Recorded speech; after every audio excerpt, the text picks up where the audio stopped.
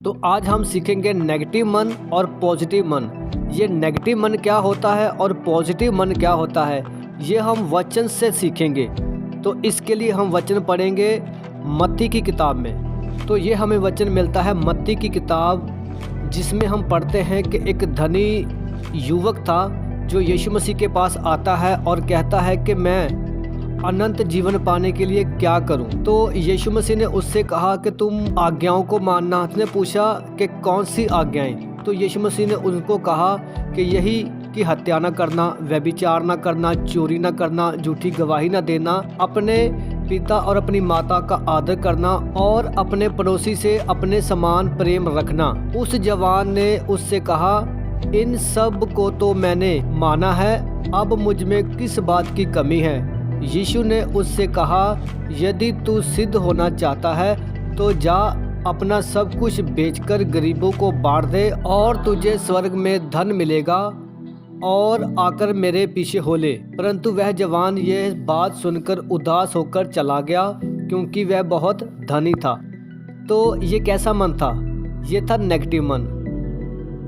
इस मन में कोई भरोसा नहीं था कि मुझे कौन बता रहा है और मुझे क्या आज्ञा दे रहा। तो उसने अपने मन की घटी वहाँ पर बताई। जब भी हम बाइबल में देखते हैं तो बहुत सारे लोगों ने अपने अच्छे मन को वहाँ पर प्रकट किया है। अगर ये जवान अपना सब कुछ बेचकर गरीबों को दे देता तो शायद बाइबल में इसका दोबारा कभी जिक्र होता, लेकिन इसका जिक्र दोबारा कभी नहीं हमें पढ़ने को मिलता। और अब हम पढ़ते हैं दूसरा मन, जिसको हम बोलते हैं पॉजिटिव मन। पॉजिटिव मन के लिए हम कौन सा वचन निकालेंगे?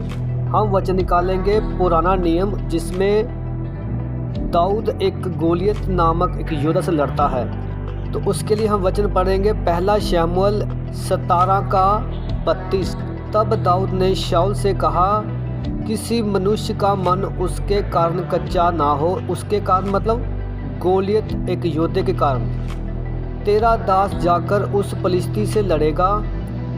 शाऊल ने दाऊद से कहा, तू जाकर उस फलिश्ती के विरुद्ध युद्ध नहीं कर सकता, क्योंकि तू तो लड़का ही है और वह लड़कपन ही से योद्धा है। दाऊद ने शाऊल से कहा, तेरा दास अपने पिता की भेड़ बकरियां चराता था, और जब कोई सिंह या बालू में से मेमना उठा ले जाता तब मैं उसका पीछा करके उसे मारता और मेमने को उसके मुंह से छुड़ा लेता, और जब वह मुझ पर हमला करता तब मैं उसके केश को पकड़कर उसे मार डालता। तेरे दास ने सिंह और बालू दोनों को मारा है, और वह खतना रहत फलिश्ती उनके समान हो जाएगा, क्योंकि उसने जीवित परमेश्वर की सेना को ललकारा है। तो ये है पॉजिटिव मन। बेशक दाऊद एक बच्चा था, नौजवान था, और उसके सामने एक बड़ा हालात था जिसको गोलियत कहते हैं। वो योद्धा था, कम से कम 9 फुट की उसकी हाइट थी, लेकिन फिर भी उसकी हाइट को देखकर, उसके यूनिफॉर्म देखकर, उसके पीछे सेना देखकर भी वो डर नहीं रहा था। तो अपने परमेश्वर पे भरोसा था। बेशक उसके सामने वो बंदा 9 फुट की हाइट का था, चाहे उसके पास शस्त्र थे, और इसके पास कुछ शस्त्र खास नहीं थे, सिर्फ एक गुलेल थी और साथ में कुछ पत्थर थे। लेकिन फिर भी उसके अंदर एक ऐसा पॉजिटिव मन था जिसके मन के द्वारा उसने उस योद्धा से लड़ने का मन बनाया, और बाइबल हमें बताती है कि वो उस गोलियत से लड़ा भी और जीत भी गया।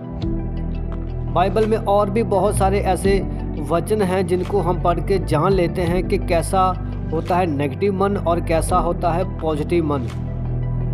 तो हमने दोनों वचन पढ़े, जिसमें हमने देखा एक था नेगेटिव मन और एक था पॉजिटिव मन। बाइबल में ऐसे बहुत सारे और भी वचन हैं, लेकिन मैंने आपके सामने सिर्फ 2 ही वचन रखे।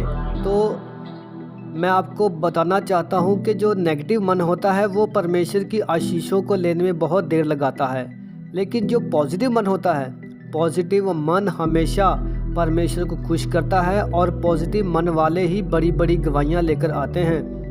पॉजिटिव मन के द्वारा हम बड़े बड़े हालातों से लड़ सकते हैं, और बिना डरे हालातों से लड़कर और परमेश्वर की महिमा को हम देख सकते हैं। क्योंकि जब जितना बड़ा हालात होता है उतनी ही बड़ी गवाही भी होती है। तो गवाही ऐसे ही नहीं बन जाती, उसके लिए एक पॉजिटिव मन चाहिए। हालात कैसा भी हो, हमने यही सोचना है कि परमेश्वर हमारे साथ है, परमेश्वर हमारे साथ है। जब हम ये सोचते हैं कि परमेश्वर हमारे साथ है तो परमेश्वर हमारे जीवन में काम करता है। और जब हम नेगेटिव मन करते हैं और सोचते हैं कि हमारे जीवन में पता नहीं क्या होगा, पता नहीं हमारा काम होगा या नहीं होगा, ऐसा निराशा वाला मन होगा, तो हम अपने जीवन में कभी भी ऐसी बड़ी बड़ी गवाहियाँ नहीं देख पाते। निराशा वाला मन नहीं, हमें अच्छा मन रखना है, पॉजिटिव मन रखना है। नेगेटिव और पॉजिटिव मन के लिए मैं और भी बहुत सारी वीडियो आपके पास लेकर आऊँगा। इसके लिए आप मेरे चैनल को सब्सक्राइब करें, वीडियो को लाइक करें और शेयर करें।